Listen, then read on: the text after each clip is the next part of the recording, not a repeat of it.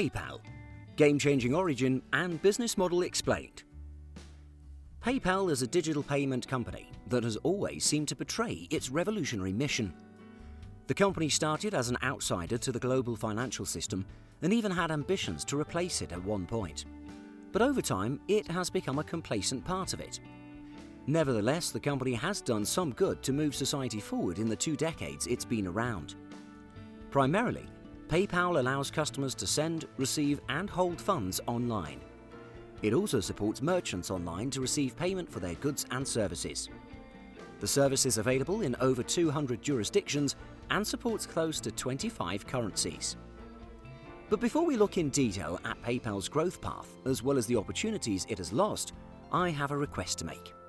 Take a moment to subscribe to our channel. That way you get a notification every time we publish a new video. If you've already subscribed, we really appreciate it. Now, back to today's pick. The history of PayPal can be loosely broken into 3 phases: the pre-eBay period, the eBay era, and the post-eBay period. Of course, there are other ways to break down the history of PayPal. However, using eBay as PayPal's historical marker is particularly important because the e-commerce site played a significant role in the success of PayPal. Indeed, more than any other entity. We'll find out how in a moment. Let's start from the beginning, the pre-eBay era. It's hard to pinpoint the exact launch date of PayPal, and that's because there are 3 contenders. First is the launch date of Confinity. The second is the launch date of X.com. And third is the date in the year 2000 when Confinity and X.com merged to form PayPal. But I guess the exact launch date is not that important. However, it helps to have a rough idea. Confinity was founded in 1999 as a software company. Its primary business was developing security solutions for mobile devices. Confinity has a long list of co-founders, and it includes Peter Thiel, Max Levchin, Luke Nosek, Ken Howery, Yu Pan, and Russell Simmons. According to Luke Nosek, when they decided to come up with a digital payment solution, the mission was to create a global currency that was independent of interference by these, corrupt cartels of banks and governments that were debasing their currencies. Luke Nosek uttered these words when speaking at the 2019 World Economic Forum in Davos. But as you can guess, that mission did not turn out very well. Meanwhile, X.com was also launched in 1999 by Elon Musk. Yes, Elon Musk has been involved with PayPal. In fact, he was its first CEO and stayed in the position for a few months or weeks before Peter Thiel replaced him. The co-founders of both companies agreed to merge them in 2000. The primary product of the new company remained as a digital payment method to be used on the internet. Technically, PayPal is not a bank, and that's in particular because it does not engage in fractional reserve banking. It registered as a money transmitter business in many countries where it operates. In 2002, the PayPal company went public. Its initial public offering, or IPO, raised $16 million. But it's another business move that brought PayPal to the mainstream. And that brings us to the eBay phase in the company's history.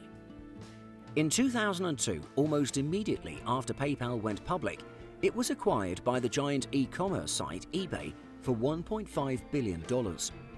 It soon became apparent why eBay was keen on acquiring PayPal. Many users of eBay, both merchants and buyers, seem to struggle to use other payment methods to settle transactions. Having PayPal as part of the broader eBay ecosystem solved that problem. eBay users could easily sign up to PayPal and move money among themselves without the limitations that came with using credit cards and other payment methods by banks. Meanwhile, by being part of eBay, PayPal acquired a lot of users. Most people who had little care for PayPal found themselves having to get PayPal accounts because they wanted to sell or buy something on eBay. And indeed, were it not for the acquisition by eBay, PayPal probably would not turn out the way it eventually did. Now let's proceed to the post-eBay times. In 2014, a decision was made to separate and run eBay and PayPal as 2 independent entities. This was partly due to the push by activist hedge fund magnate Carl Icahn. Ever since severing ties with eBay, PayPal has added more customers, and as of the time of recording this video, there are about 290 million PayPal users around the world. The company has also acquired several startups and companies. The list includes Zoom, iZettle, Venmo, Braintree and GoPay. In total, PayPal has acquired close to 20 startups, brands and companies. So what's made PayPal thus a successful company?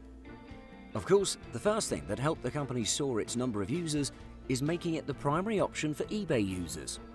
At least in the early days, most of the users of eBay were the type that struggled to qualify for merchant accounts with most financial service providers. In particular, they lacked a commercial history that could make that possible for them. PayPal made it easy to trade with others online, even if you were a small-time trader. And the PayPal service provided another advantage to its users on eBay as well as other online marketplaces. It made it possible to make payments to unknown sellers without disclosing credit card numbers. To make it even better, with PayPal, you could spend money in your bank account online without exposing the account details. That's possible as you could connect your PayPal to a bank account and make payment by funding your PayPal account in real time. The easiness to receive, spend and hold money online that PayPal offered made it a darling of many around the world, especially considering the company was a pioneer in online payment solutions. Of course, there were also aggressive marketing campaigns that PayPal undertook. This included depositing small amounts in the accounts of those who signed up. It also offered referral bonuses. While the number of users soared, that didn't guarantee corresponding returns. The company therefore took deliberate steps to increase its revenues through diversification. In particular, the company began offering more than personal online payment solutions. The company has been keen on offering payment processing solutions for other companies and businesses. Instead of relying on commissions from money sent by individuals, it can earn service charges from these businesses. And to encourage more merchants to use their services tailored for businesses, they've lowered transaction fees for entities handling high volumes. They also upped their game in seller protection and best practices. One smart move the company took to grow is to expand beyond eBay. Even at the time when the company was a part of eBay, they aggressively sought to partner with other online marketplaces, and through those efforts, it was able to onboard large stores like iTunes, Yahoo, Dell, and others. It was also able to persuade credit card gateway providers such as CyberSource and Retail Decisions USA to have PayPal as part of their offerings to merchants. In terms of technical growth, the company has made a lot of progress over time. It began as a simple website best suited for use on a desktop, but to make it more convenient for users, the company introduced PayPal Mobile. It included the ability to make payments using text messaging. But with the growth of the use of smartphones and applications, the company has invested a lot into making its services available through new channels on smart devices. That includes apps for Android, iPhone, and Windows.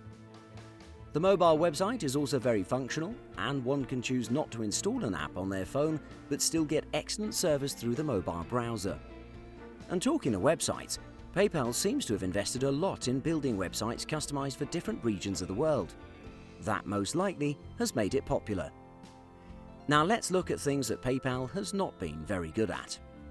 First, it's failed to offer a payment solution outside the global currency independent of interference, corrupt cartels of banks and governments that debase their currencies. That's not my opinion really. I'm quoting Luke Nosek. I just want to be sure there's no misunderstanding here. In 2018, PayPal was part of the Libra consortium led by Facebook that's working and pushing for a global cryptocurrency that is, to some extent, modeled on the concept behind Bitcoin. It seemed like PayPal had another shot at building a currency that would function outside the global central banking system. The project has, however, as one would expect, seen and faced a lot of opposition from regulators and legislators in the US and around the world. While Facebook and other members of the consortium seemed committed to overcoming the regulatory obstacles, PayPal seems not to be prepared to go through the ordeal. In early October 2019, the company announced it had withdrawn its membership from the Libra consortium. It's now almost clear that PayPal will never achieve its dream of building or being part of a new financial system for the global masses. I guess it's comfortable in the current financial system. And of course, this makes us question whether indeed PayPal has ever been committed to being genuinely disruptive. Another accusation often leveled on PayPal is about the cost of its services. Many people think PayPal is very expensive, especially compared to other payment options. The company often applies multiple charges on a single transaction. This alone has made PayPal, a company once seeking to be disruptive, to be worthy of disruption. And indeed, that's already happening. A few open source projects such as Bitcoin, Ripple and Litecoin are offering faster online payment services at negligible costs. Last but not least, there's been a lot of criticism about censorship that the company seems to be undertaking. Often, it's not clear whether the company denies services to some users because of failure to abide by its terms of use, or if it's being used as a censorship tool by others. One case that stands out is one involving WikiLeaks. In 2010, the whistleblowing website released what was referred to as Afghan War Diaries, a collection of internal US military files that showed unethical actions during the Afghan War by the US Army. Following this release, the US Department of Homeland Security piled pressure on PayPal to stop providing service to WikiLeaks. At this time, much of the donations to WikiLeaks came through PayPal. PayPal cancelled the WikiLeaks account and stopped the donations. This was apparently meant to deny the organization funding and therefore take it out. This action led to WikiLeaks to start accepting Bitcoin, something many believe led to the mainstreaming of the cryptocurrency. PayPal has also blocked gaming sites. Initially, it was a blanket denial of service. Now, you can use PayPal on gambling sites, but only if you're a resident of a country where online gambling is legal. Thanks for watching this video. If you haven't subscribed, please do. It means a lot to us. Also, don't forget to share and comment. We look forward to seeing you in our next video. Bye-bye.